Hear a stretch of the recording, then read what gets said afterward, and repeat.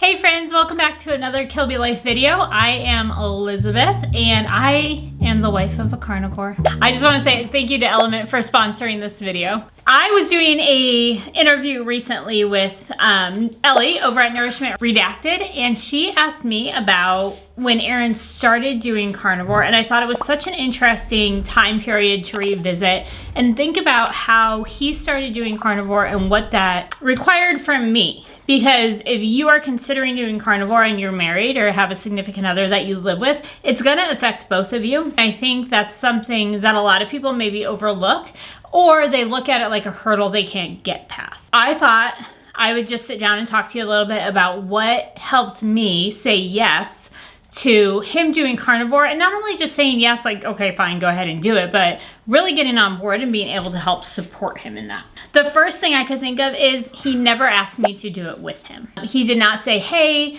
let's do carnivore together. Let's both jump on this bandwagon. Let's both just completely change and radically change our diets. That was never asked of me, and I am grateful for that. When we first started doing low carb, low sugar, we did keto for a while. We did that together, but we were in agreement of that, and it was something that I could wrap my head around because, frankly, when he started doing it, I thought he was a little bit crazy because it was drilled into me, like it was probably drilled into you, that we need our fruits and vegetables. Eat your broccoli.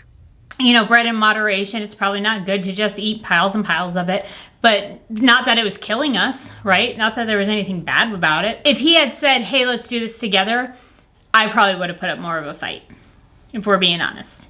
So he didn't ask me to do it with him. He also was able to tell me why. He had a very clear why he was doing it.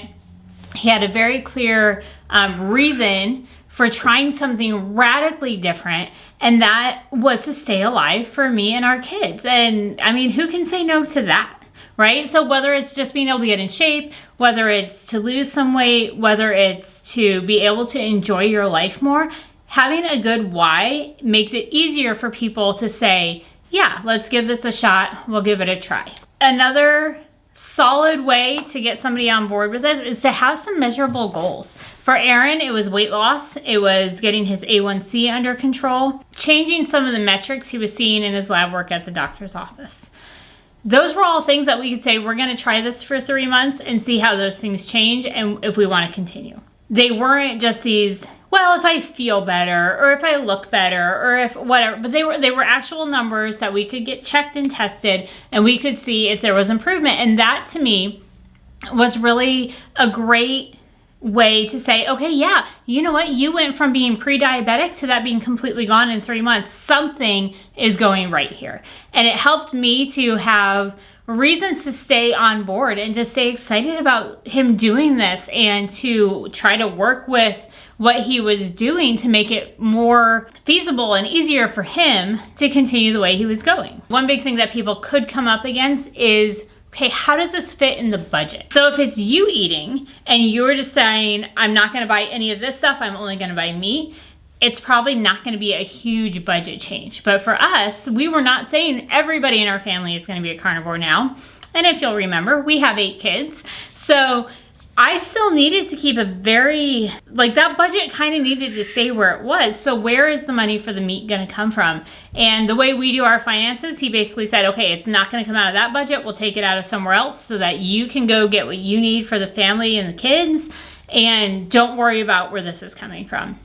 And that was good enough, right? So knowing from your budget where that meat is going to come out of and how to do it well might be a make or break issue, right? And so knowing that in advance and having the conversation in advance could really help you sell your case for, I want to try carnivore and here's how I'm going to make it possible. Another thing that we talked about is, okay, so how does this work with like mealtime? When I cook dinner, I'm cooking for 9 of us now most of the time, and that's okay. But how does that look for him?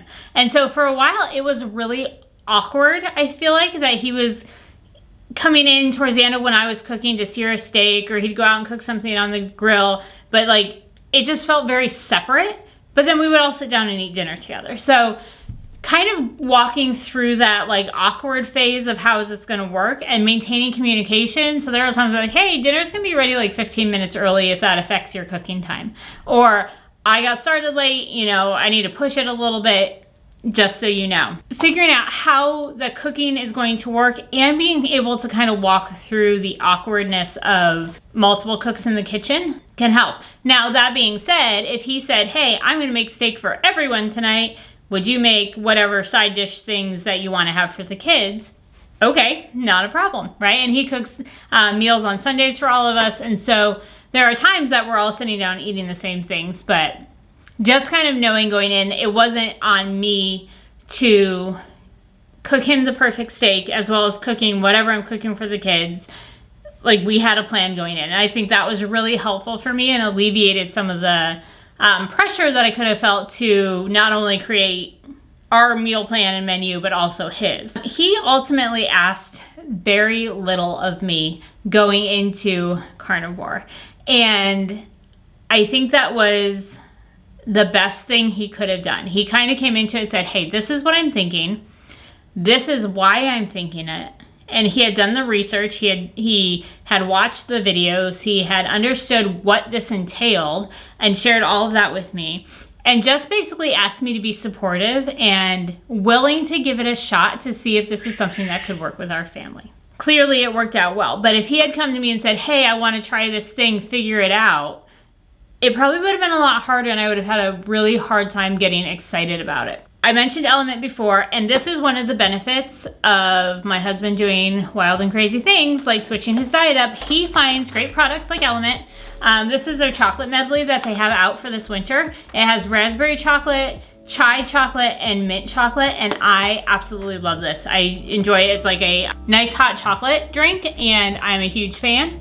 You can see on the box, it's got all of the things you want in it, none of the junk, which makes it great even to give to our kids if they're not feeling well, kind of boosts their systems a little bit. It's got 1,000 milligrams of sodium, 200 milligrams of potassium, and 60 milligrams of magnesium. So it's got a science-backed blend of electrolytes. And again, I drink them probably at least one a day. He likes to drink them, and our kids get them sometimes as well. And right now, if you use our link that we'll put on the screen below, it's drinkelement.com/Kilby, drinklmnt.com/Kilby. They will send you a free sample pack with any order. That gives you a great opportunity to try a bunch of different flavors to see which ones you really like and which fit best for you.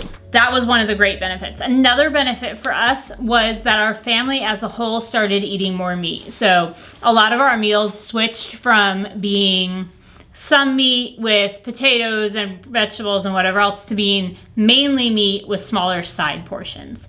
And our kids really responded well to that.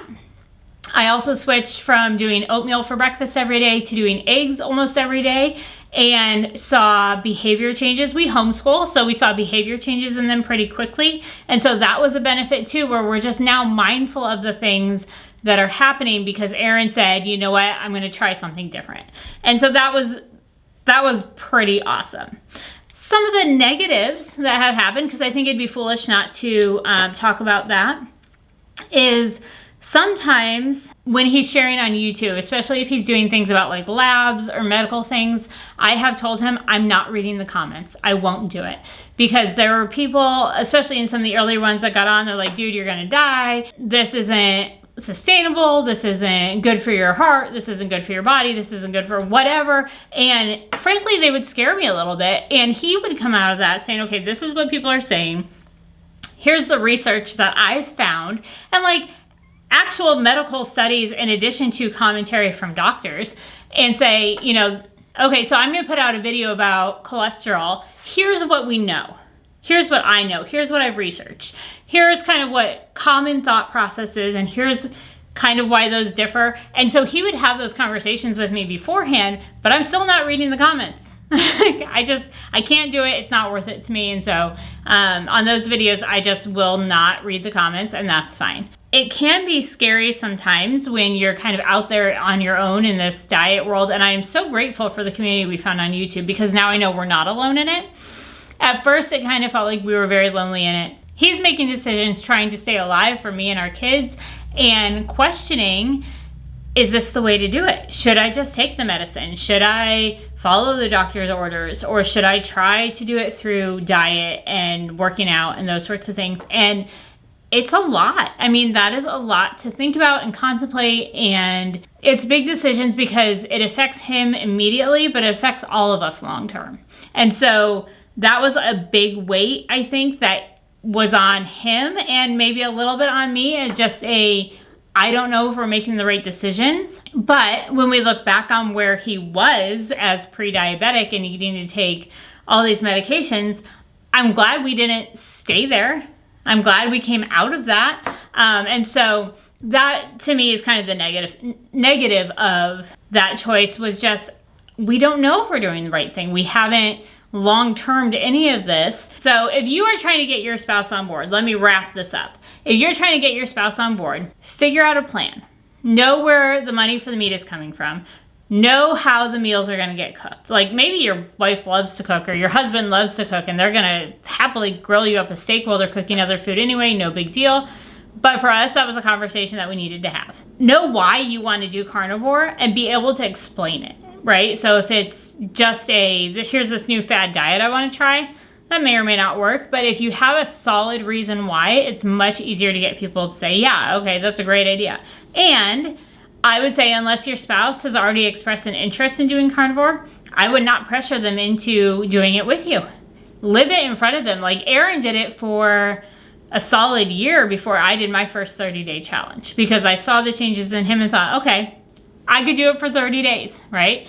And then so far I've done 2 30 days and I've done the elimination diet, and I've walked out of all of them feeling good. And so you might see those results in your spouse, but if you pressure them or they're not willing to change, then it's probably not going to work well. If you can have some clear measurable goals so that you have solid things to come back to say, look, I've seen improvement here, I've seen improvement there, that's going to be a huge win to keeping somebody on board as you're making these changes. Again, especially if they're very resistant to it. So hopefully that's helpful for you as somebody who is the spouse of a carnivore. Those are tremendously helpful for me, and hopefully they'll be helpful for you, getting the people you love on board with supporting this for a time, or, you know, if it becomes a way of life for you. But if you start with those things, I think it'll really help the beginning, at least.